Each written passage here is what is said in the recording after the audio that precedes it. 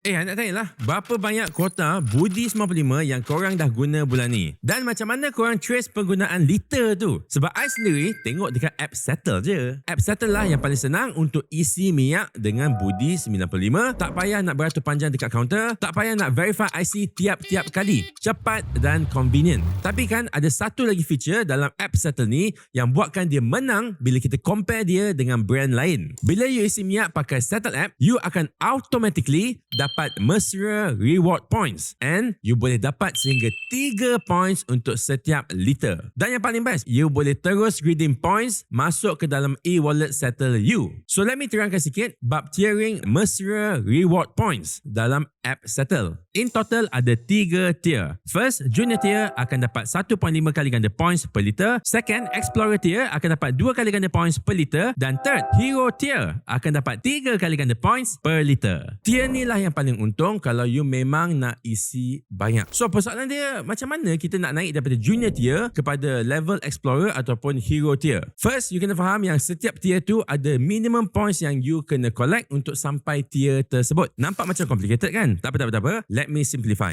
Assuming that you hanya mengisi minyak di stesen Petronas saja dan you gunakan Settle app ni lah. Bila you baru je start dengan Junior tier tu, you cuma perlu isi paling kurang 67 liter sebulan. Bulan depan je, you terus akan naik jadi Explorer tier. So, bila you dah jadi Explorer tier dan you nak naik ke Hero tier pula, you kena isi paling kurang 140 liter sebulan. Bila you buat macam ni, bulan depan je you akan naik Hero tier dan you akan enjoy 3 kali ganda points per liter. Tapi yang nak cakap sikit pasal maintenance. Sebab ni adalah spending yang you kena buat untuk kekalkan you punya Hero tier tu. The good news is you dah tak payah nak beli sampai 140 liter sebulan. Sebab bila you dah sampai ke Hero tier, you dah dapat 3 kali ganda points per liter. So you cuma perlu isi sebanyak 94 liter sahaja sebulan. Bila dah dapat 3 kali ganda points ataupun 3 sen cashback untuk setiap liter, bila you tolak cashback tu, harga sebenar minyak RON 95 yang you bayar cumalah RM1.96